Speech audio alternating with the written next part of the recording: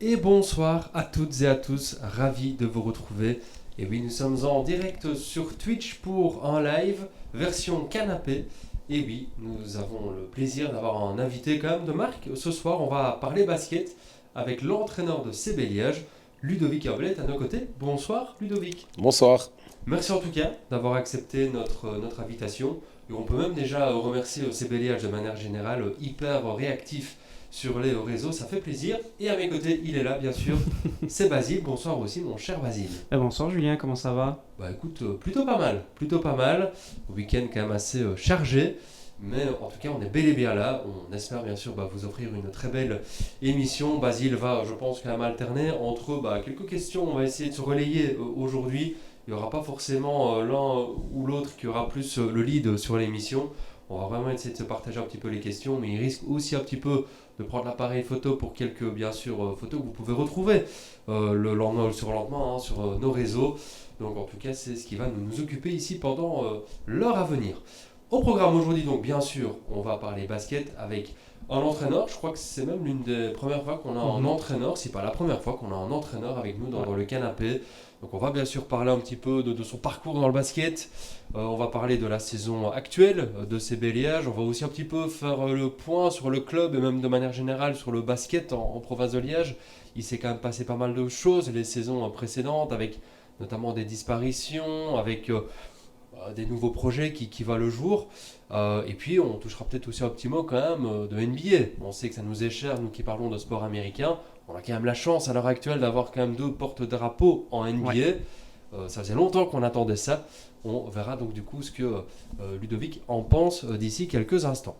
Avant toute chose, je vous rappelle que donc cette émission, elle est à suivre ici en direct sur Twitch. Si vous nous rejoignez, on compte sur vous bien sûr pour vous abonner à la chaîne Twitch. C'est gratuit, la barre des commentaires elle est là. Si vous avez des questions, on se fera un plaisir bien sûr de les partager avec notre invité. Si jamais vous n'êtes pas dispo ici même en direct, l'émission sera à suivre sur YouTube dès le lendemain. Si vous nous suivez bien sûr en différé, bonjour ou bonsoir à toutes et tous également. Et puis n'oubliez pas aussi de nous rejoindre sur Facebook, Instagram et TikTok pour vraiment l'entièreté du contenu Haters. On va donc tout doucement rentrer dans le vif du sujet. Et déjà, juste pour commencer, Ludovic, peux-tu brièvement nous dire qui tu es, d'où viens-tu et quel est un petit peu ton parcours sportif? Voilà, donc moi c'est Ludo Hablet. J'ai tout d'abord commencé le basketball à l'âge de 3 ans comme joueur. Puis à 28 ans, j'ai arrêté suite à des problèmes physiques. Et là, la reconversion s'est faite assez naturellement. Voilà, donc, en fait, il faut savoir que j'entraîne des équipes de jeunes depuis que j'ai l'âge de 15 ans. Là, j'ai 39 ans actuellement, donc ça fait 24 ans que j'entraîne. J'ai passé tous mes diplômes qui étaient nécessaires allez, que la fédération demande, que les entraîneurs obtiennent. Sinon, j'ai coaché dans différents clubs, dans pas mal de divisions. Donc, j'ai coaché tout d'abord en dames, en P3 dames à Neuville, puis en P1 dames à l'Athéna à Rouen. Puis j'ai coaché en P2 hommes à Saint-Ouen-le-Burch. Et puis de là, je suis parti en R2 à Cointe. Et puis on est monté en R1 à Cointe. J'avais également coaché la R1 de Liers tout un moment. Et puis je suis parti à Comblain en Division 3. Pour ensuite monter de Division 3 en Division 2 avec Comblain. Et puis maintenant, l'équipe de Division 2 est devenue CB Liège. Et alors en parallèle, j'ai travaillé 4 ans pour le centre de formation de la Fédération Wallonie-Bruxelles. Où j'ai eu différents joueurs dont on va parler plus tard. Et j'ai travaillé également pour la formation des cadres de la fédération, donc ça veut dire pour les cours d'entraîneurs, les accompagnements des entraîneurs qui passent leur diplôme et pour les examens, donc pour examiner les entraîneurs qui passent leur diplôme. Donc grosso modo, voilà un peu mon parcours dans le coaching. Et sinon, je suis papa de deux magnifiques petites filles, une de 9 ans, une de 15 ans. Je suis en couple depuis 20 ans et marié depuis 10 ans. Donc voilà, grosso modo. En tout cas, un parcours, on l'aura compris, déjà très complet. Juste ici, parce que au travers de ce parcours, tu as quand même parlé de plusieurs divisions, provinciales, régionales, division 2, etc. Est-ce que juste, même peut-être pour ceux qui ne connaissent pas encore trop bien le basket, et puis on en parlait même en off avec Basile, c'est vrai qu'à l'heure actuelle, entre la Benelux, entre Mhm. tout ce qui était TDM 1, 2, etc. Est-ce que tu peux un petit peu, de manière assez brève, un petit peu nous expliquer comment ça se passe le basket, comment est-ce que c'est organisé de manière générale au travers les différentes divisions? Bien sûr, donc je vais juste parler des divisions seniors. Donc le plus bas, donc, c'est la quatrième provinciale, puis il y a la troisième provinciale, P3, puis après il y a la P2, puis il y a la P1. Et alors, après la P1, nous avons la régionale 2, régionale 1, puis alors nous avons la nationale, au-dessus de la régionale 1, qui est la TDM 2, donc qu'on appelait avant la D3, et puis au-dessus de la TDM 2, TDM 1, qu'on appelle la D2. Et puis alors au-dessus de la D2, bah, c'est la B-Next League, donc qui regroupe les divisions 1 belges et hollandaises. Donc voilà. Et alors au niveau des niveaux, est-ce que notamment, bon, la ligue, on va dire la Benelux, Oui, c'est un peu plus simple. Là, on est sûr que c'est professionnel, mais est-ce que c'est le cas aussi les divisions en dessous ou il y a juste, on va dire, la Benelux qui est professionnelle et le reste, on est plus sur du semi-pro, voire du purement amateur? donc là, la B-Next League, donc Benelux, Mhm. elle est professionnelle complètement. Alors la TDM 1, donc la division dans laquelle on se trouve, c'est Liège. Euh, on est sur du semi-professionnalisme. Ça varie évidemment en fonction des clubs. Il y a des clubs qui engagent deux professionnels, d'autres qui ont des semi-pros, d'autres qui ont des amateurs.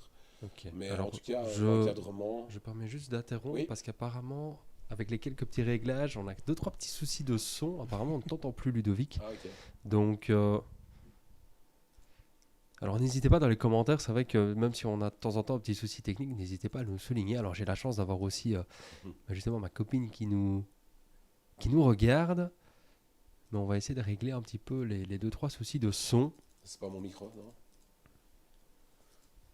J'ai un son faible pour la vidéo, on va essayer de régler ça. Basile est aux commandes.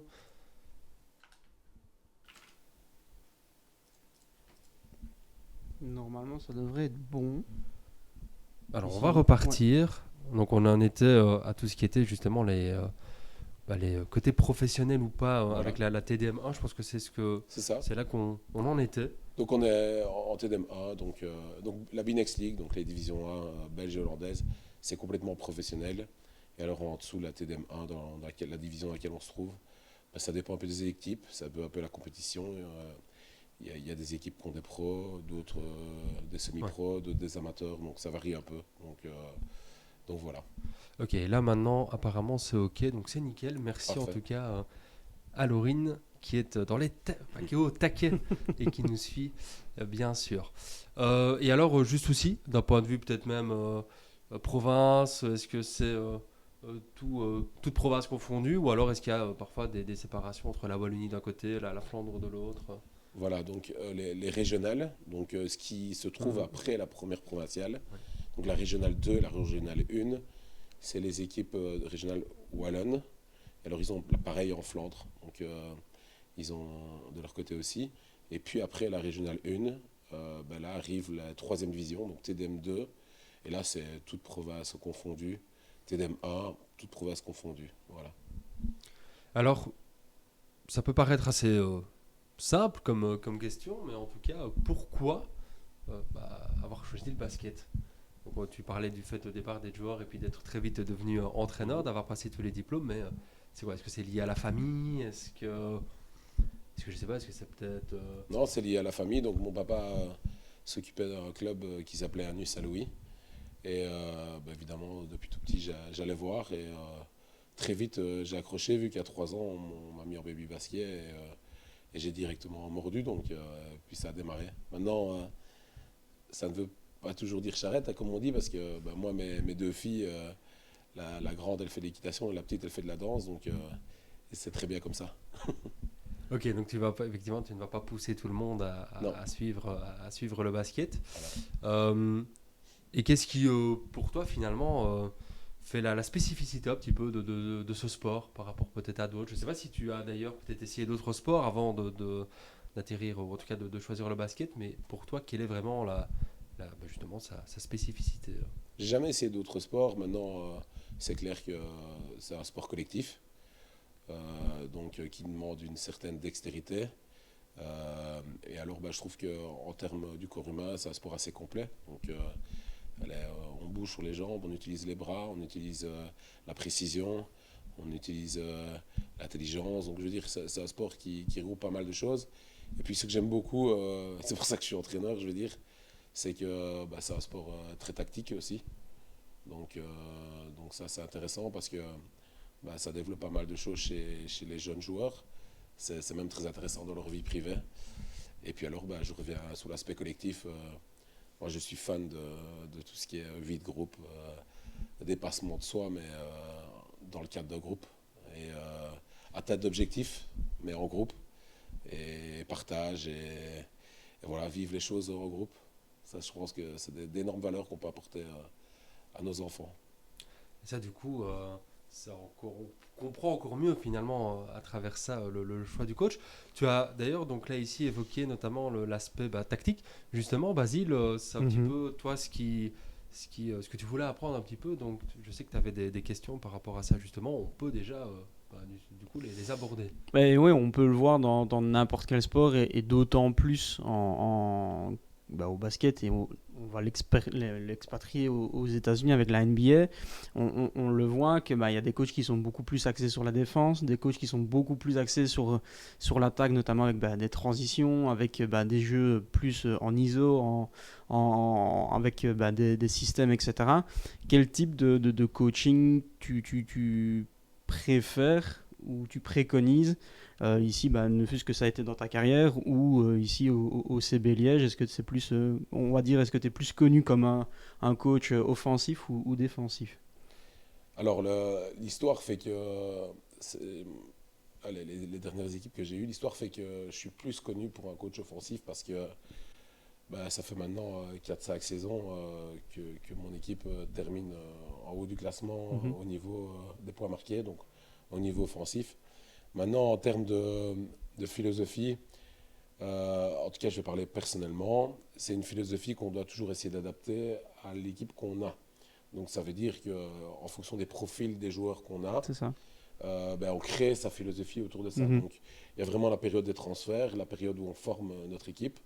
Et alors, dans cette équipe-là, il y a des profils, il y a des spécificités, j'ai envie de dire, bien précises chez chacun. Et autour de ça, on va créer la philosophie défensive et la philosophie offensive.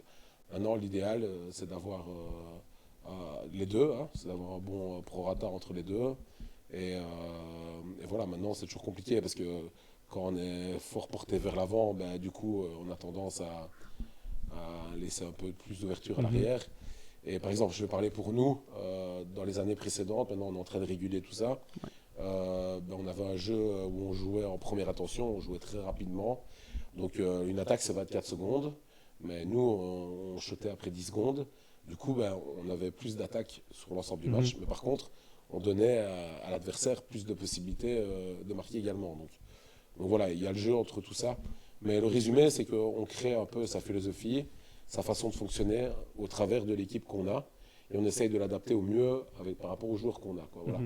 Et alors, en termes de purement en coaching, moi, j'ai jamais été un gars très fan de copier ce que des gens faisaient ou de regarder, j'adore ça, je fais comme lui. Non, ce que j'aime bien, c'est un peu de prendre à gauche, à droite, et de faire mon truc à moi. Et des fois, ça choque même. Des fois, on se dit, c'est quoi comme basketball, ça, mais c'est ma touche personnelle. Et voilà, j'aime bien avoir ma personnalité dans ce que je vais développer avec mon équipe. Oui, innover, et c'est ce qui permet aussi effectivement de surprendre les adversaires qui ne sont pas forcément non plus habitués à ce genre de système. Exact, c'est complètement ça. Et du coup, même si tu viens de dire justement que tu aimes bien un petit peu piocher à gauche et à droite, quelles sont un petit peu quand même tes influences? Est-ce que tu as l'un ou l'autre coach dont tu t'inspires ou dont tu t'es peut-être aspiré? Ce serait que cette manière de parler du jeu un peu fort up-tempo, première attention, moi il y a un nom qui me vient à l'esprit au niveau NBA, ça me fait beaucoup penser à Mike D'Antoni, qui est quand même assez fort, vraiment démocratisé ce basket avec beaucoup de 3 points, avec vraiment beaucoup de rythme, etc. Est-ce que ça fait partie des coachs qui t'ont inspiré ou est-ce qu'il y a peut-être même des tacticiens belges ou européens aussi, dont on connaît peut-être un peu moins les noms, mais qui sont aussi peut-être source d'inspiration? Alors, c'est bizarre comme réponse, mais j'aime pas en ressortir plus que d'autres. Pourquoi? Parce que moi, je m'inspire dans tous les niveaux, en fait. Donc, dans tous les niveaux. Des fois, je vais aller voir un match dames de deuxième régionale et je vais trouver quelque chose d'intéressant Mhm. et je vais aller le rechercher. Je me suis inspiré de coachs que j'ai eu quand j'étais joueur, mais également de coachs avec lesquels j'ai travaillé, ou alors des coachs que j'affronte. Et vu qu'on les analyse pour le match du week-end, ben on analyse ce qu'ils font défensivement et offensivement. Et je reprends ce que j'aime bien. Et en fait, je fais un méli-mélo avec tout ça. Et je garde, je note beaucoup. Je garde. Et puis alors, il y a l'échange aussi qui est super intéressant. L'échange à quel niveau? Il y a l'échange avec les joueurs. Donc chaque saison, bah, tu as des joueurs. Tu en as qui restent plus longtemps que d'autres, d'autres qui partent. Et voilà, c'est des joueurs qui ont différents niveaux, qui ont différentes approches. Et en fait, en échangeant avec eux, bah, tu arrives à te dire ouais, bah, ça c'est sympa, ce qu'il a ressorti comme idée, là c'est sympa, c'est peut-être à exploiter. Et alors, bah, les coachs dans la région liégeoise ont une belle petite communauté. On a un bon petit groupe avec lequel on s'entend bien, on partage beaucoup. Et ben, en écoutant les gens, en partageant, ben, alors on retient des choses. Et alors la dernière chose, ben oui, c'est en regardant les matchs à la télé, que ce soit l'Euroleague ou l'NBA, ben, on voit des choses. Et sur les réseaux maintenant, donc sur Internet, on voit beaucoup de choses aussi.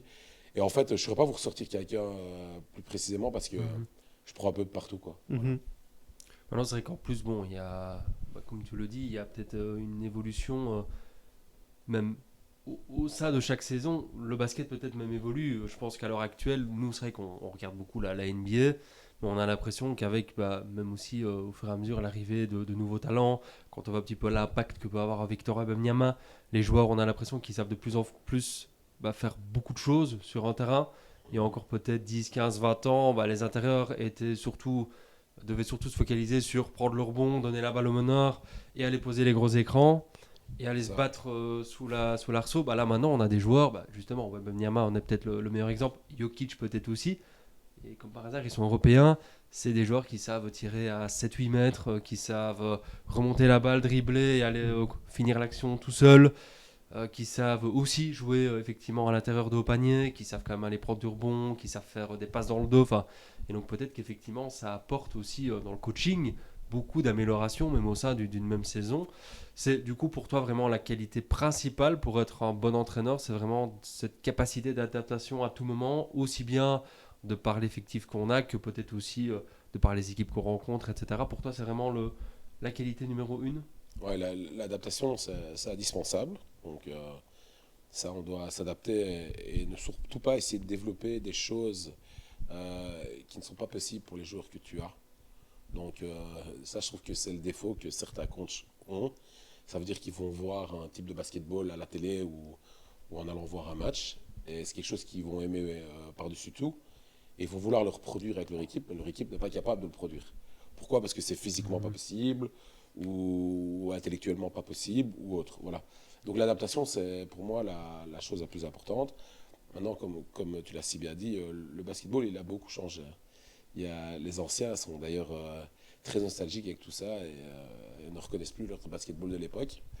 Le basketball actuellement, il est devenu beaucoup plus physique, beaucoup plus rapide. J'ai envie de dire, c'est toujours tactique, mais c'est différent. C'est tactique, mais avec beaucoup moins de patience, un petit peu moins d'analyse, je trouve. Voilà. Et alors, ben voilà, les règles du jeu évoluent aussi. Et donc, allez, la petite conclusion qu'on pourrait faire à ça, c'est que je pense que les athlètes sont de plus en plus impressionnants. Donc, ils sont très grands, ils sont très agiles, ils sont très larges. Voilà, avant, un grand de la taille de Wembanyama, il était incapable de mettre 3 dribbles au sol ou de shotter à 3 points. Maintenant, ils sont formés pour dire d'être autant précis qu'un poste 1 ou autre. Et donc le basketball devient vraiment diversifié. Je veux dire, voilà, les grands savent shotter, les petits savent jouer En dessous, les grands savent courir. Voilà, enfin, donc c'est plus complet. Alors, ce qui est sûr, on va bien sûr parler Sébéliage et la saison actuelle, le projet, etc. Mais tant qu'on est vraiment dans ce côté un peu plus tactico-technique, j'ai envie de dire, on parle quand même beaucoup, et on en a fait d'ailleurs une vidéo sur YouTube récemment avec le côté très international à l'heure actuelle du basket, surtout même en NBA, où on a des joueurs internationaux qui dominent. Shai Gilgeous-Alexander, le MVP en titre, et peut-être le meilleur joueur du monde à l'heure actuelle, il est canadien. Alors certes, c'est projet des États-Unis, mais on n'est pas Ouais. made in USA. Avant ça, on a quand même Nikola Jokic qui est en train lui aussi de redéfinir un petit peu les règles du basket. On a quand même un Wembanyama qui, même s'il a quelques petits peu pas physiques en ce moment, fait quand même de très belles choses. Quand on voit même un petit peu ce qui est capable d'amener Ajay Mitchell dans une équipe comme le Thunder, franchement, c'est aussi assez impressionnant. Doncic, le mec, c'est celui qui est en train de détruire toutes les défenses en première mi-temps. C'est le joueur qui, je crois, score le plus en premier quart-temps et en première mi-temps. Et on est sur des moyennes à 15-20 points par match en moyenne dans le premier quart. C'est assez énorme. Et donc, on parle beaucoup souvent de la comparaison, effectivement, Europe-NBA. Est-ce que pour toi, déjà, il y a quand même de grandes différences? Mais est-ce que tout doucement, justement, avec ce côté, les joueurs beaucoup plus complets, etc., est-ce que c'est finalement pas l'affluence européenne qui est en train, finalement, de dominer un petit peu le monde à l'heure actuelle? Pour moi, il y a les deux influences. Donc, il y a l'influence européenne qui était basée sur la lecture de jeu, sur, sur l'aspect peut-être un peu plus collectif et des choses ainsi. Hein. Donc, où il y avait un basketball qui était fort différent. Et il y a l'influence du basketball américain qui a amené une athlétisation dans le basketball où l'Europe a compris que ça devenait indispensable. Donc, et alors, il y a eu un mix des deux qui arrive à des résultats assez impressionnants en NBA. NBA a ouvert ses portes aux joueurs européens au travers des universités américaines aussi. Là, maintenant, quand on voit les choses qui sont mises en place par les universités pour accueillir des Européens, c'est incroyable. Donc, j'ai envie de dire, les Européens vont chercher en Amérique de l'athlétisation, un peu tout ce qui fait leur force. Et les Américains, en faisant venir des Européens, vont chercher un peu ce qui manquait dans leur basketball aussi. Donc voilà, c'est un partage des deux. Moi, j'aime pas dire que c'est un qui change tout ou l'autre. Je pense qu'il y a un partage des deux et que les meilleurs se retrouvent maintenant en NBA et qu'il y a l'ouverture des frontières qui est assez impressionnant parce qu'on parle même d'introduire dans la Ligue NBA des équipes européennes comme maintenant. Donc, C'est vrai qu'on a même aussi du côté d'Adam Silver, le boss de la NBA, une volonté de faire une NBA Europe, mhm. avec apparemment notamment le Paris Saint-Germain qui aurait peut-être une section basket, avec peut-être même aussi, il me semble que est-ce que c'est pas l'Asvel d'ailleurs qui, je crois, quittera l'Euroleague sous notamment aussi bien sûr la direction de Tony Parker, avec peut-être la volonté justement d'intégrer cette NBA Europe. On a peut-être quelques équipes espagnoles qui pourraient potentiellement aussi rejoindre le projet, donc c'est vrai qu'on aura peut-être, comme tu le dis, cette NBA version européenne. Euh, Là maintenant, voilà, je sais pas si Basile, toi tu avais peut-être encore un truc à rajouter sur ce côté un peu NBA Europe. Il y avait juste, j'ai pu faire du basketball un petit peu dans ma carrière de sportif aussi, et je me souviendrai toujours que, oui, forcément c'est la NBA, tout le monde regarde la NBA, on veut regarder la NBA, et on s'inspire forcément en tant que jeune de ce qui se passe à la télé et de ce qui se passe sur les réseaux sociaux. Mais je me souviens que le coach, c'était un petit peu, la NBA, c'est les États-Unis et il y a le basket européen. Est-ce qu'on est toujours dans cette sensibilisation-là de le basket en Europe n'est pas le même qu'aux États-Unis, de par certaines règles qui changent, parce que il y a le pas zéro en NBA qu'il n'y a pas forcément en Europe, et il y a voilà, un petit peu des règles comme ça qui changent, notamment avec la règle des 3 secondes aussi dans la raquette qui est en NBA. Est-ce que, en tant que coach, il y a toujours enfin, déjà ne fût-ce que pour toi, ce truc de la NBA, oui, c'est quelque chose qui est mondialement connu et on ne peut pas ne pas s'en inspirer, mais on va pas trop s'en inspirer non plus parce que c'est peut-être pas, on sait pas peut-être pas faire le parallèle avec le basket ici en Belgique. je crois que le futur, enfin l'instant présent et le futur vers Mhm. lequel on se dirige, c'est le partage des différents types de basketball. Donc je pense que ça, c'est la réalité. C'est sûr que le basket européen est toujours différent actuellement par rapport au basket américain. Maintenant, vous voyez que les règles de la FIBA et les règles qu'on développe ici dans le basket européen, on amène tout doucement des règles du basket américain et vice-versa. Donc la réalité des choses, c'est que, de nouveau, j'en reviens à ce que je disais en tant que coach, c'est qu'il faut pouvoir regarder tout, prendre les bonnes choses, les moins bonnes. Maintenant, quand tu es amateur de basketball, si tu regardes un match d'Euroleague, il y a peut-être un peu plus d'intensité qu'un match de saison normale en NBA, mais il y a une raison derrière ça. C'est pas que les joueurs veulent moissonner, c'est qu'ils ont des matchs tous les 2-3 jours et que la saison, elle est ultra, ultra longue et que on gère les charges physiques, on gère pas mal de choses. Et voilà, mais il faut prendre de tout dans les deux types de basketball. Et je vais même plus loin, il y a le basket africain, il y a le basket asiatique, il y a plein de choses bonnes à prendre dans tous les types de basketball. Et il y a des choses pas bonnes à prendre également. Maintenant, le pur amateur qui n'est pas dans le coaching ni rien, c'est sûr qu'il va avoir une sensibilité différente en fonction de... Allez, c'est le débat, ça. Moi, j'ai des coachs ou des amateurs de basketball qui me diraient ah non, moi, la NBA, ça ne m'intéresse pas du tout, j'aime pas, je regarde l'Euroleague et vice-versa. Donc, voilà, mais... Allez, il y a quand même une harmonisation et il y a quand même... d'ailleurs, on le voit, les joueurs européens vont en Amérique, les joueurs américains vont en Europe. Et il y a quand même un mix de tout ça.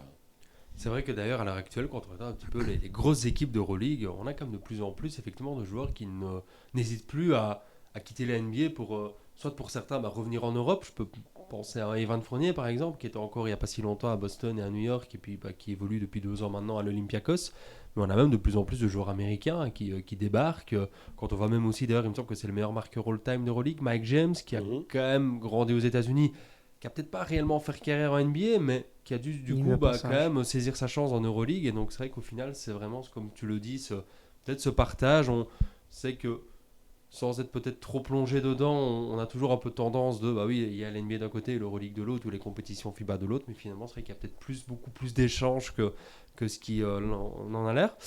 En tout début d'émission, tu parlais notamment d'avoir coaché des équipes féminines.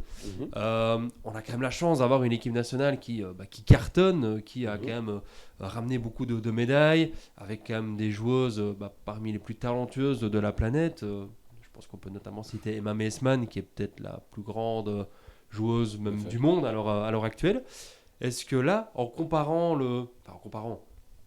de basket masculin et féminin, est-ce qu'il y a quand même là pour le coup des différences ou, selon toi, même en matière de coaching, etc., même en matière de formation, on retrouve quand même plus ou moins les mêmes codes finalement entre les femmes et les hommes? Alors on retrouve les mêmes codes de manière générale. Le basketball reste du basketball. Maintenant, en termes de management ou en termes de ce qu'on va demander aux joueurs ou autres, c'est différent. Le basket masculin, j'ai envie de dire, est un basket des fois plus intuitif, enfin intuitif n'est peut-être pas le bon mot, mais plus joué en première intention, un peu moins réfléchi, plus basé sur l'athlétisation, que le basket féminin est beaucoup peut-être un peu plus réfléchi, un peu plus dans le côté tactique et tout. Mais de nouveau, on commence doucement moi personnellement, je trouve à ne plus avoir trop de différences. On voit d'ailleurs des filles dans le basketball qui réalisent des choses que certains hommes ne sont pas capables de réaliser. Et donc, non, voilà. Ce que les quatre sont en train de démontrer actuellement, c'est incroyable. Et c'est un impact magnifique pour notre pays parce que chaque année, il y a de plus en plus d'adhérents au niveau du basket féminin, d'adhérentes au niveau du basket féminin. Et donc c'est génial pour la nation, quoi. C'est une magnifique génération. Et derrière ça, il y a toute une équipe de travail qui permet de les faire évoluer, de les faire grandir à tout niveau. Et ça pousse notre basketball belge vers le haut. Voilà. Et c'est vrai qu'en plus, ce qui est quand même assez rare, alors on va quand même toucher un mot de Toumani Camara et Adja Michel, qui sont deux très beaux porte-drapeaux en NBA, mais on est peut-être l'un des seuls pays, je dirais, d'Europe ou de la planète à avoir finalement une équipe féminine qui porte comme ça toute une discipline sur ses épaules et sur le haut, et ça c'est quand même assez important, c'est beau à souligner. Donc ça c'est chouette. Un petit mot quand même effectivement là de Toumani Camara et d'Ajay Mitchell qui cartonnent quand même en NBA. Toumani Camara a quand même décroché un très beau contrat avec Portland avec quand même 80 millions de dollars sur 4 ans. Il a très sérieusement fait sa place maintenant. On peut parler finalement du nouveau Nicolas Batum à Portland. Ils avaient besoin de cet ailier 3&D qui prend toujours le meilleur attaquant adverse chaque soir, qui est quand même capable de scorer, même si c'est pas sa qualité première. Et puis Ajay Mitchell, champion la saison dernière, qui a connu des blessures pour sa saison rookie, donc ça a été compliqué. Là où on se demandait un petit peu ce que sa deuxième saison allait donner, est-ce qu'il allait avoir du temps de jeu ou pas, parce qu'il y a quand même une rotation assez énorme à OKC. Il a profité des blessures à son poste, et puis là, oui, il est à la fois en lice peut-être pour le trophée de meilleure progression de l'année, meilleur sixième homme de l'année. C'est un joueur qui est en train de tourner à 15-20 points de moyenne par match en relais de SGA ou à ses côtés. C'est quand même assez génial. Quel est un petit peu ton avis quand même sur ces deux joueurs qui cartonnent, et avec notamment Ajay, on est en plus sur quelqu'un qui vient de Liège, qui est de la région de Liège. Alors, Toumani, moi je connais beaucoup moins, je le vois au même titre que vous. Je sais qu'il est parti assez tôt aux États-Unis, et donc il s'est très, très vite mis dans le bas et il a évolué beaucoup là-bas. Mais par contre, Ajay Mitchell, moi je l'ai fréquenté, j'ai travaillé avec lui au centre de formation, donc quand il était tout jeune. Je lui ai donné notamment des entraînements individuels. En fait, moi personnellement, je suis pas surpris de son évolution. Je me rappellerai toujours une anecdote je fais une petite dédicace à mes anciens joueurs de Coat d'ailleurs.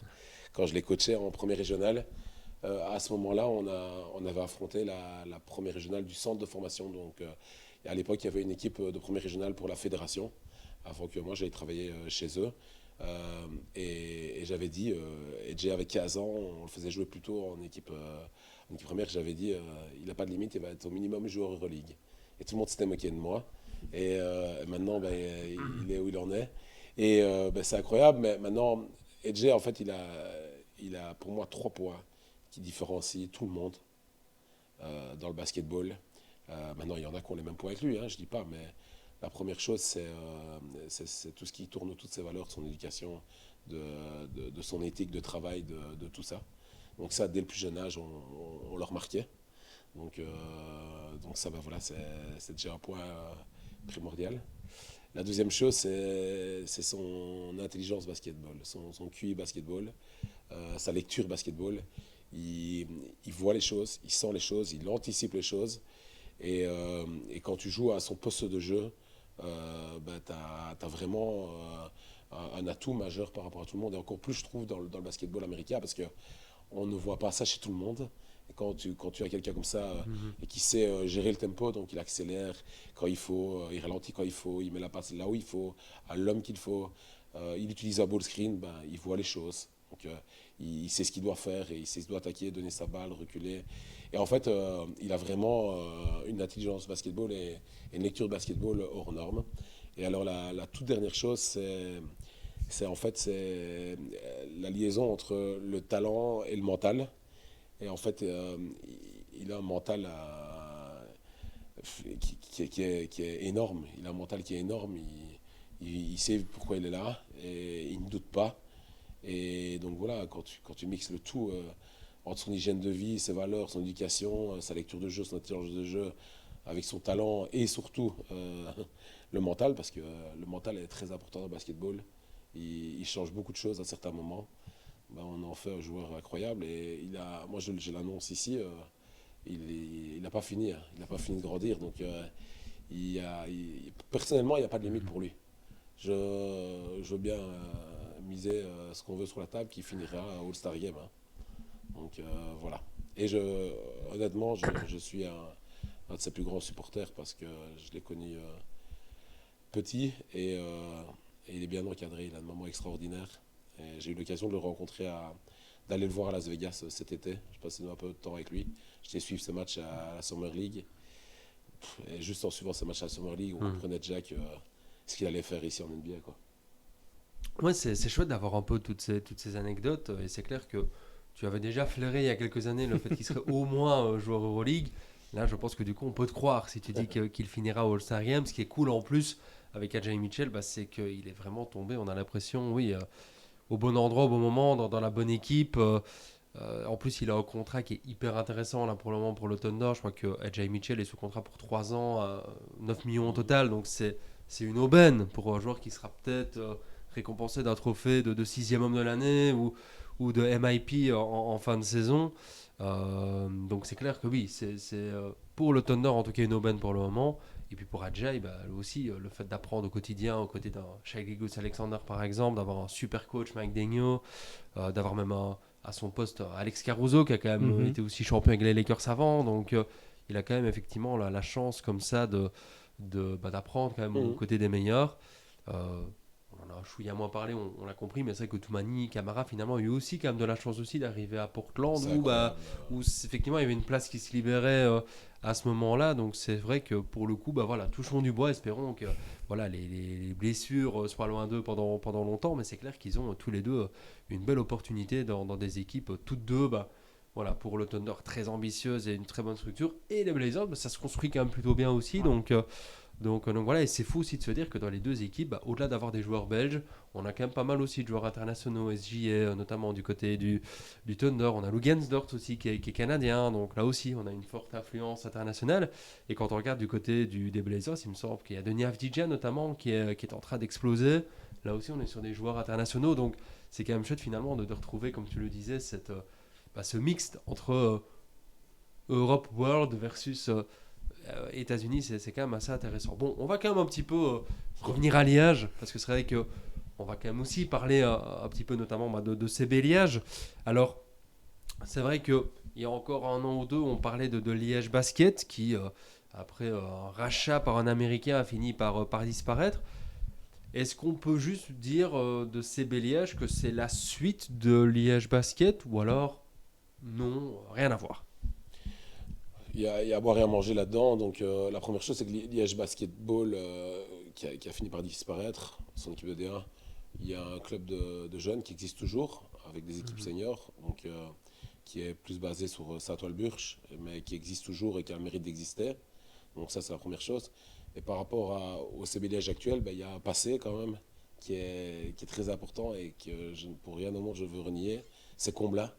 Donc voilà, l'histoire fait que à un moment donné, on devenait un peu trop gros pour ce petit village au Comblain, que ce soit en termes d'infrastructure, que ce soit en termes de gestion, en termes de financier et ainsi de suite. Et donc voilà, il y a des choses qui sont mises en place.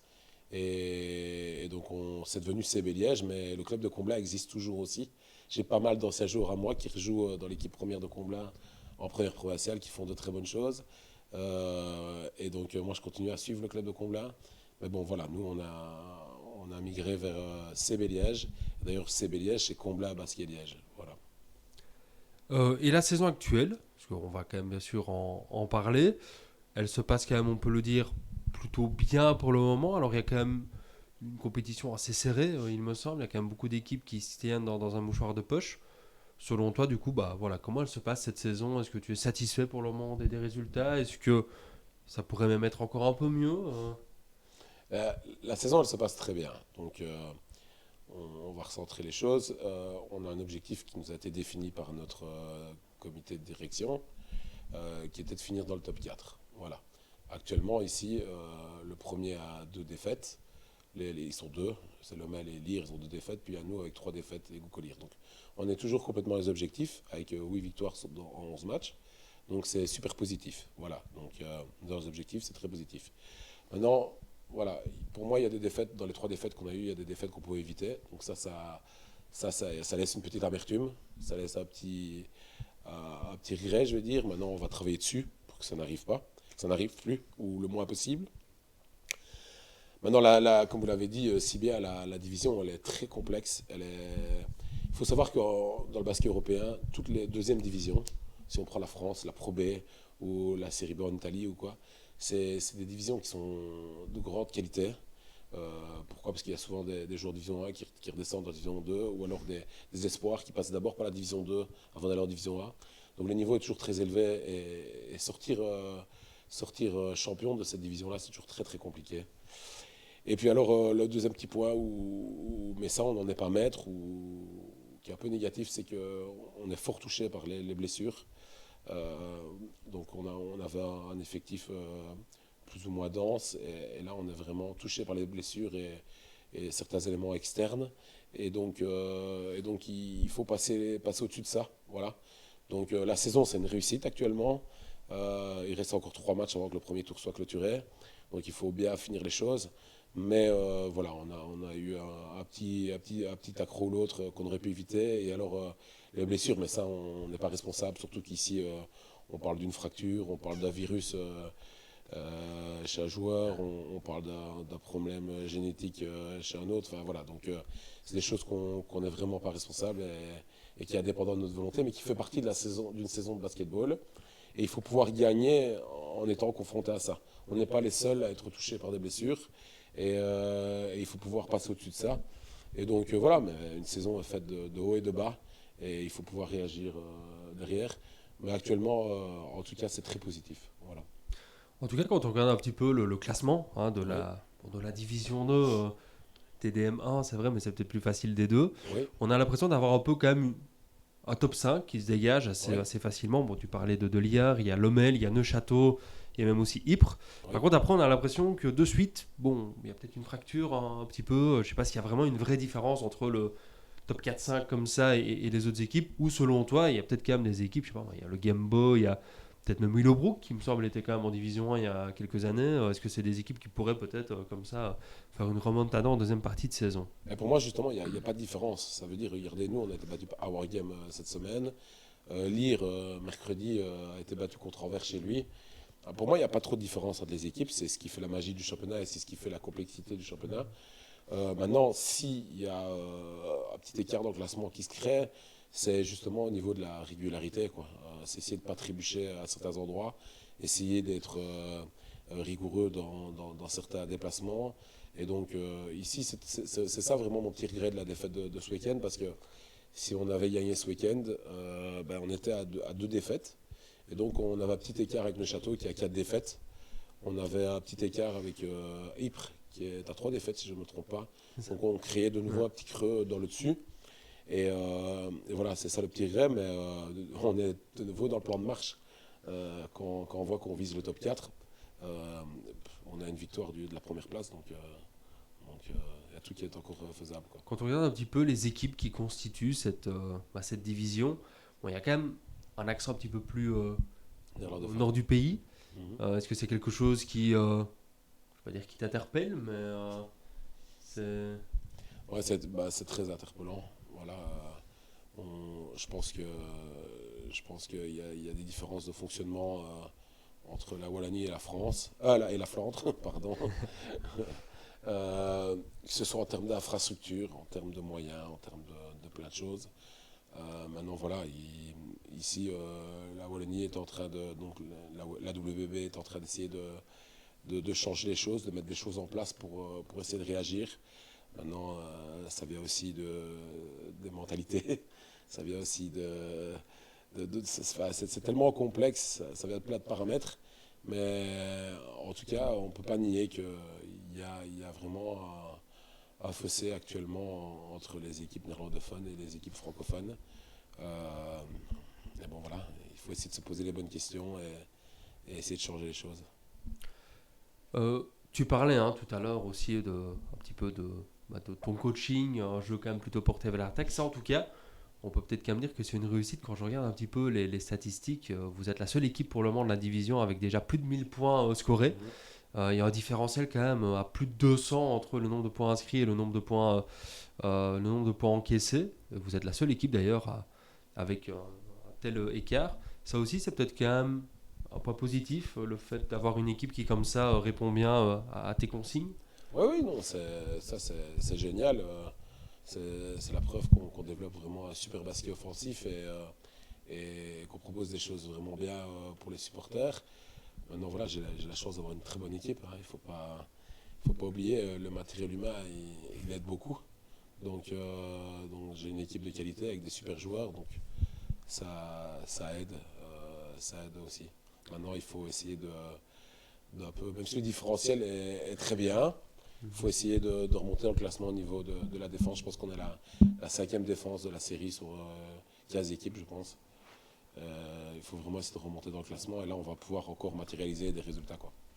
Tu parlais justement de deux joueurs et c'est vrai que voilà, en suivant un petit peu depuis quand même pas mal d'années le basket, de suite, quand effectivement en début de saison on annonce des Johan Jarošević, des Olivier Troisfontaine, ou même encore des Maxime Dezeuve. C'est clair que voilà, ce sont quand même des noms connus. Ce sont des joueurs qui ont joué au minimum en Division 1, qui pour la plupart ont été à l'étranger, qui ont même aussi porté le maillot de l'équipe nationale.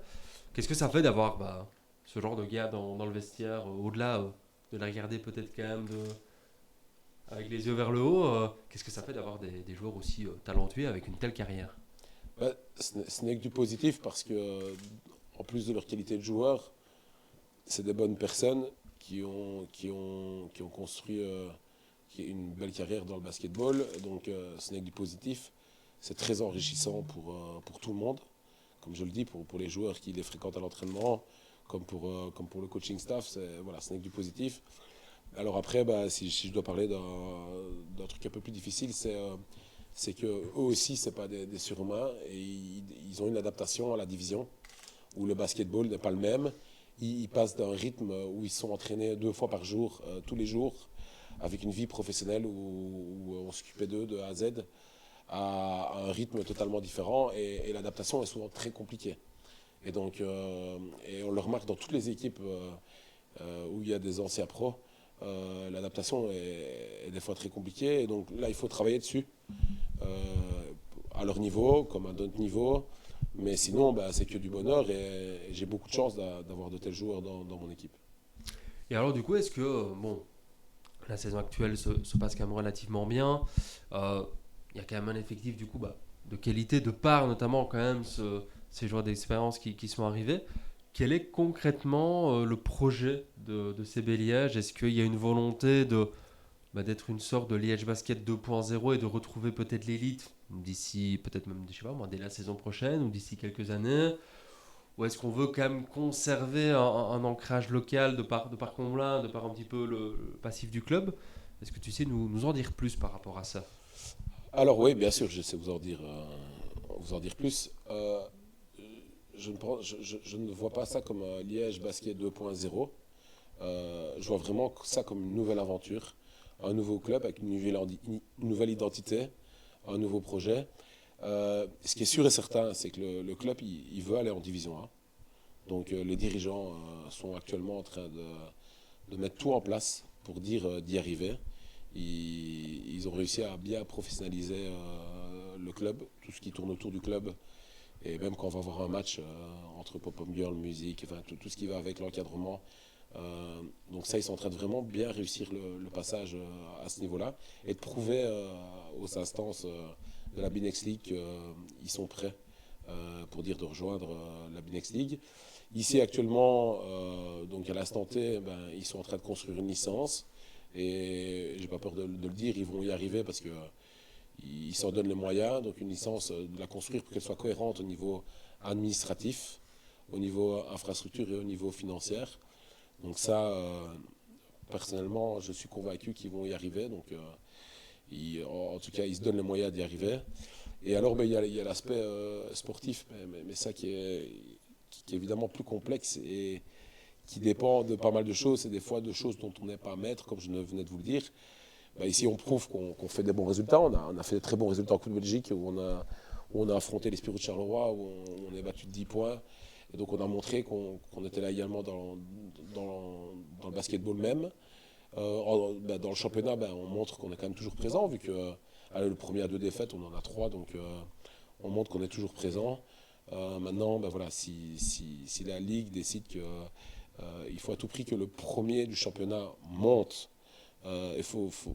c'est assez difficile parce qu'il y a trop de paramètres qui peuvent entrer en compte. Je peux perdre 2 joueurs à 1 mois des playoffs.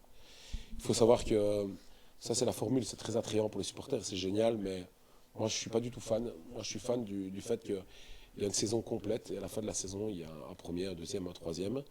Parce qu'ici, ce qui se passe, c'est qu'à la fin de la saison, tout est remis à plat, quoi. Donc, le 8e de la saison régulière peut gagner les playoffs et être champion. Et donc le premier, qui a peut-être eu 3 ou 4 ou même 5 victoires d'avance par rapport à tous ses concurrents, peut 1 mois ou 3 semaines avant le début des playoffs perdre ses 2 jours cadres pour blessure ou pour autre chose. Et du coup, suite à ça, être éliminé en playoffs. et ne pas terminer champion. Alors qu'il vient de faire 10 mois où il a dominé la division. Et voilà, donc c'est très aléatoire, c'est très compliqué, la saison est très longue. Et donc au niveau de l'aspect sportif, il faut se battre, mais c'est la division la plus dure pour en sortir champion, quoi. Voilà. Quand on a été champion, nous, avec Comblain, en division 3, à la suite de la saison régulière, on a fait 24 victoires sur 25. On avait 4 ou 5 victoires d'avance sur notre concurrent direct. Voilà, il n'y avait pas de débat, on était champion et on est monté comme ça. Maintenant, les TDM2, donc les divisions 3, mais j'ai pensé à Melsole dans une série, ils sont invaincus. Ils vont avoir des playoffs et ils peuvent très bien être sortis. Donc voilà, le format de compétition est un peu compliqué, je trouve. C'est très attrayant pour le basketball, pour les supporters, c'est génial, ça donne une carotte pour tout le monde. Mais du coup, si on doit se baser juste sur le sportif pour dire de monter en B-Next League, c'est très difficile de se prononcer, quoi. Voilà. Ouais, c'est vrai que c'est peut-être un peu paradoxal parce qu'on comprend le côté play-off dans des sports américains. Et c'est effectivement ce qui fait l'essence même des sports, mais on est souvent dans des divisions et dans des ligues où il n'y a pas de montée et de descente. Donc là, on le comprend que les 8 premiers s'affrontent, etc.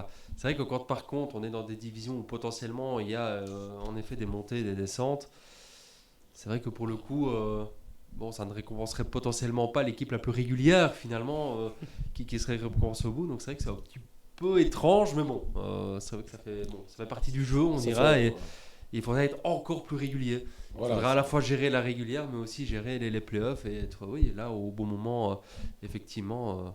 Et être clutch comme on dit. D'un point de vue peut-être un peu plus personnel, tes ambitions, toi aussi, notamment sur le long terme, c'est de rester quand même assez Béliage, ce serait potentiellement de goûter à la Division 1, ou est-ce que c'est potentiellement d'aller peut-être voir ailleurs, ou peut-être même, je sais pas moi, à l'étranger, je ne sais pas si c'est réalisable, mais quelles sont un petit peu tes ambitions?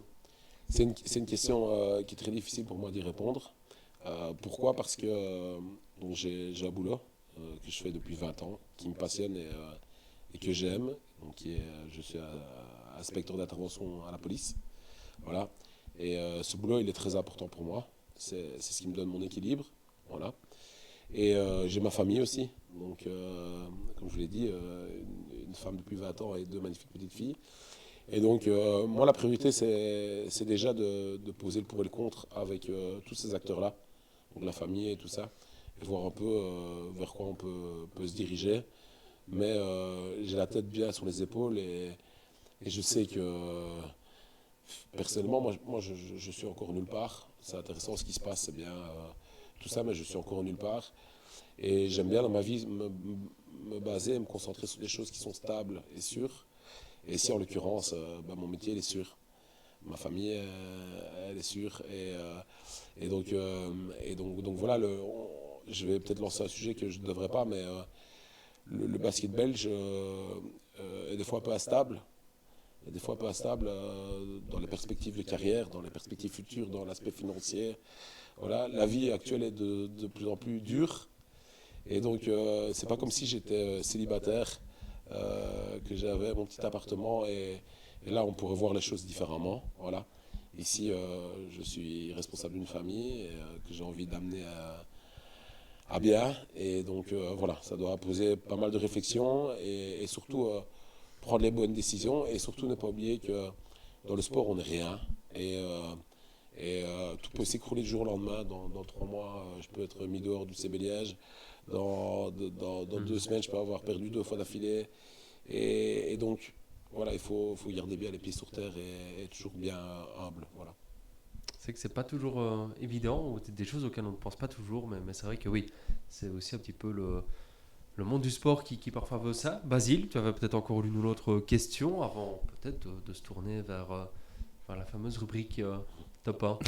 Ouais, en préparant un petit peu l'émission, j'ai pu tomber notamment sur une photo de 3 coachs dont tu faisais partie, avec en background une belle petite affiche de Orlando Magic avec donc du coup des stages proposés pour les jeunes aux États-Unis. Est-ce que tu sais nous en dire un petit peu plus? On sait, voilà, on a quand même pris une grosse place du basket avec les États-Unis forcément. Est-ce que ça permet à certains jeunes de découvrir déjà ne fût-ce que l'univers américain, mais qu'est-ce que ça peut permettre aussi de plus? Ouais, donc ça, c'est avec un grand plaisir que je vous en parle. Ça fait partie de ma vie, ça. Donc il y a 12 ans d'ici, j'ai créé avec mon meilleur ami François L'Ouest, qui est un ancien joueur de Division 1, Mhm. la SBL Game Time. Donc maintenant, on a 2 autres associés, dont mon assistant coach actuel. Et donc on est 4 dans la SBL, et donc ça fait 12 ans qu'on fait des stages en Belgique, mais alors également à l'étranger. Donc on a commencé petit à petit, on a fait des stages en Espagne, en Angleterre et ainsi de suite, pour il y a 10 ans d'ici, donc ça a été assez vite, créer un stage au Orlando Magic. Mhm. Et donc on a créé des liaisons là-bas. Donc c'est un stage officiel de Orlando Magic, donc c'est au sein même des infrastructures. Je ne parle pas du stade dans lequel ils jouent, Ouais. mais dans les salles d'entraînement, avec des coachs de là-bas, avec l'académie de là-bas. Donc on a créé des connexions, même des amitiés. Et donc chaque année, on emmène des jeunes belges, voire même français maintenant, là-bas, une fois par an. Et alors on a fait pareil à Los Angeles. Donc la différence entre les stages à Los Angeles et à Orlando Magic. Mhm. Donc il faut savoir qu'à Los Angeles, il loge dans des hôtels, Ok. enfin dans un hôtel. Orlando Magic, c'est dans des villas. Alors le stage à Los Angeles, il est en été, il est donné par nos soins, donc par les formateurs qui nous entourent. À Orlando Magic, ils sont donnés par le staff d'Orlando Magic, de l'académie. Alors à Orlando Magic, on voit la NBA parce que c'est en pleine saison. À Los Angeles, on voit la WNBA parce qu'on Ok. on est durant l'été. Et alors, on a juste apporté une nouveauté par rapport à ça, c'est que maintenant, en 27, pardon, on va faire un stage à Los Angeles et également à la Toussaint. Donc là, on va pouvoir toucher à la NBA, donc aux Lakers également. Mais ça, c'est une vraie passion. C'est un truc qu'on fait entre amis. Et voilà, ça regroupe 12 ans là actuellement où on rencontre des jeunes. C'est des expériences humaines incroyables et ça prend une belle place aussi dans la vie actuelle, quoi, voilà.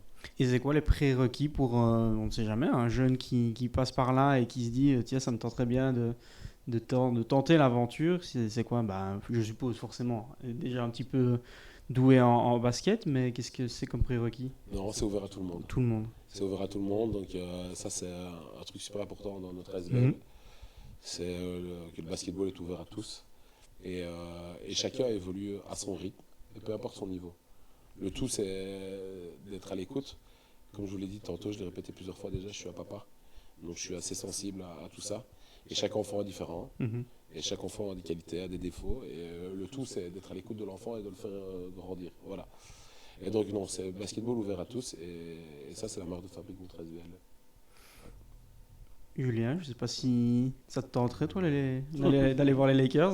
Ça, aller voir les Lakers, oui, je fonce. Ça reste quand même mon équipe favorite, donc c'est clair que. Et puis en plus, j'adore Luka Doncic, donc c'est clair qu'effectivement, oui, c'est chouette. C'est chouette, c'est chouette. Et c'est vrai que c'est un super projet, ça aussi, ça doit être génial, n'empêche, Mhm. de pouvoir en tant qu'enfant, de vivre ce type d'expérience. Et puis, effectivement, notamment au sein des installations de Orlando Magic ou d'aller voir un match NBA, c'est clair que, à mon avis, oui, on revient de là avec des étoiles des étoiles dans les yeux, des souvenirs plein la tête, mais peut-être même aussi des ambitions pour peut-être rêver grand. Je pense qu'on a peut-être fait le tour. On peut donc du coup s'attaquer à la rubrique top 1. Je Ouais. sais pas si du coup Basile tu t'y colles ou Écoute, si je m'y colle. comme tu veux. Je sais pas si j'avais Ouais. si tu veux la version avec le basket sous les yeux. Alors, donc la rubrique top 1, on l'a fait donc du coup avec tous nos invités et c'est tout simplement un petit tournoi avec différents choix pour tenter d'élire donc du coup la chose que tu préfères dans la vie, et donc on va confronter certains de tes choix pour arriver jusqu'au choix final. Ok. Donc tout simplement pour commencer, ton joueur de basket préféré. Stephen Curry. Je prends note. Steph. Ça rejoint Curry. un peu la vision du jeu et la vision que tu souhaites. Steph Curry, c'est peut-être le meilleur ambassadeur finalement Ouais. pour pratiquer ce jeu-là. Alors, un plat préféré. Dans le steak béarnaise frites de mon papa. On a beaucoup de steak béarnais, enfin de steak en tout cas dans l'émission. C'est pas une béarnaise comme la sienne. Alors, un film préféré. Alors, moi, c'est American History X. Hop, on enchaîne donc du coup avec une équipe NBA favorite. Les Thunders. Parce Ok, qu'il y a ici. Jimmy Mitchell. Ouais. Et que j'aime bien leur façon de jouer. Ensuite, un artiste musical favori, préféré. Alors, ça surprend tout le monde. Mais Booba. Ok. Un peu de rap français. Voilà. Alors, un membre du staff, joueur, entraîné, préféré.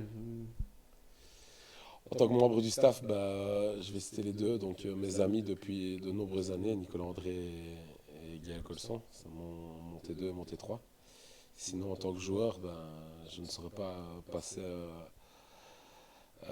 au-dessus de Clément Matisse qui a commencé l'aventure il y a maintenant 6-7 ans avec moi à Comblain. Donc, qui est toujours à mes côtés, qui est mon capitaine. Voilà. Ensuite, on a le sport préféré en dehors du basket. Le football. Football. Et donc du coup, la dernière petite question, une série préférée. 5 majeurs. 5 majeurs. Juste peut-être, Ouais. avant d'enchaîner avec la phase élimination directe, tu parlais donc là ici du football. Est-ce que on peut s'inspirer parfois d'autres sports? Oui, exactement. Et on a déjà certains échanges entre certains coachs, foot, basketball. Je prends notamment un exemple d'un coach qui était venu me rencontrer parce qu'il voulait développer les écrans qu'on fait au basket sur les phases arrêtées dans le foot. Donc c'est assez interpellant. Et puis même dans le management, il y a quelque chose qui regroupe beaucoup les sports collectifs, c'est qu'actuellement, quand on est coach, le people management est super important. Il représente une grande partie, une grande part dans le travail du coach. Et donc ça, on partage pas mal d'expériences. On On peut enchaîne. passer à la phase élimination directe. Donc du coup, on va passer entre un choix entre Steph Curry et Steak Bernays. Steak Bernays. Steak Bernays. Alors, la deuxième, c'est donc du coup le Thunder ou American History X. Le Thunder. Ok. Ensuite, Booba ou donc du coup Nicolas André, Gaël Colson ou Clément Matisse. Nicolas André, Gaël Colson, Clément Matisse. Et ensuite, le football ou 5 majeurs. Le football. Le football. Donc du coup, on se retrouve avec une confrontation entre Steak Bernays et le Thunder. Le Steak Bernays. Steak Bernays. Ensuite, donc du coup, deuxième confrontation. Nicolas André, Gaël Colson, Clément Matisse ou le football. Gaël Colson, Nicolas André, Clément Matisse. Et donc du coup, la finale, le Steak Bernays ou bien les collègues. Vu que je fais attention à mon poids actuellement, il n'y a pas photo, c'est les collègues. Et voilà. Donc du coup, on a le top 1 qui sont donc Nicolas André, Gaël Colson et Clément Je Matisse. rajouterai quand même Christophe Henry qui est un des responsables du club, qui est venu me transférer il y a 6-7 ans d'ici, avec qui j'ai commencé l'aventure, et qui est très important également. Voilà, je pense je sais pas si tu as encore quelque chose. Effectivement, non, je pense qu'on a effectivement bien fait le tour. C'était en tout cas un immense plaisir de t'avoir avec nous dans ce canapé, Ludo. On en a vraiment appris beaucoup plus sur même le basket de manière générale, sur le côté coaching. On a vraiment effectivement appris beaucoup de choses.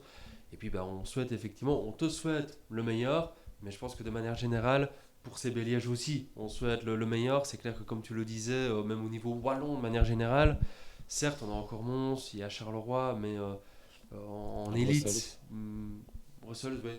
C'est vrai qu'on pourrait presque rajouter ça à la Wallonie, mais on sent que c'est un peu compliqué quand même. Il y a quand même Ostende et Anvers qui tirent vraiment ça vers le haut depuis quand même très très très longtemps. Quand on voit aussi Liège Basket qui a disparu, Verviers Pépaster, il y a encore quelques années avant ça qui a quand même disparu. C'était quand même des clubs avec quand même une certaine histoire, avec quand même des ambiances pour certains quand même assez particulières. Donc on espère que ces Liège va pouvoir effectivement être un petit peu l'emblème de la province. Ouais. On en a quand même souvent beaucoup parlé, mais ce qui est clair, c'est que Liège reste quand même une province de basket. Ouais. Il y a des clubs dans tous les villages. C'est vrai qu'on parle beaucoup du football, qui est peut-être encore plus effectivement subventionné, etc. Mais le basket est hyper présent en province de Liège. On est peut-être une terre de basket. Et donc du coup, bah oui, ça passe peut-être par là aussi. Donc en tout cas, on vous souhaite vraiment pour ça tout le meilleur. C'est gentil, mais comme vous le dites, c'est indispensable pour le futur, que ce soit avec nous, ou que je sois là ou pas là, ça ne change rien. Mais c'est indispensable que la province de Liège ait un club en division 1 de basketball. En termes de tout, d'adhérents, du développement du sport, développement du basketball, développement de la culture. Voilà, je pense qu'il faut que tout le monde se mobilise pour qu'on puisse avoir un club en division 1 incessamment sous peu. C'est sûr, et en tout cas on ne sait jamais, si même effectivement c'est que parfois le politique aussi joue beaucoup là-dessus. Si on nous a écoutés, en tout cas c'est vrai que c'est le moment ou jamais effectivement de donner de la force effectivement à ces gens-là qui s'investissent. C'est vrai qu'il faut effectivement, dans une ville comme Liège ou dans une province comme Liège, terre de sport et voilà, il y a des grands clubs, il y a les Bulldogs de Liège qu'on suit au hockey sur glace qui essaient de faire du mieux possible. On a quand même encore le Standard, le RFC Liège en football. Ça passe clairement aussi par un club de basket. Donc voilà, j'en profite pour réagir aux commentaires Adri Drien qui nous dit voilà, je suis arrivé juste à temps pour le top 1, j'ai raté le tout. N'oubliez pas que l'émission, effectivement, elle sera disponible dès demain sur YouTube. Donc voilà, tous ceux qui nous auraient raté en direct, rassurez-vous, ce sera disponible sur YouTube. Donc venez nous rejoindre. Merci en tout cas à toutes celles et ceux qui nous ont suivis. Vous avez peut-être été discrets dans les commentaires, mais en tout cas, vous avez été en continu présent sur le live. Donc ça, c'est chouette. Donnez-nous de la force. Vous êtes aussi déjà quelques-uns, vous êtes abonnés. Donc venez bien sûr nous rejoindre au-delà de Twitch et et de YouTube. Je rappelle aussi que Later, c'est sur Facebook, Instagram et TikTok. Vous aurez notamment aussi du contenu sur les réseaux avec quelques photos aussi qui ont été prises par Basile durant l'émission. Et puis on fera le maximum. C'est vrai qu'on est souvent beaucoup en bord de glace avec les Bulldogs.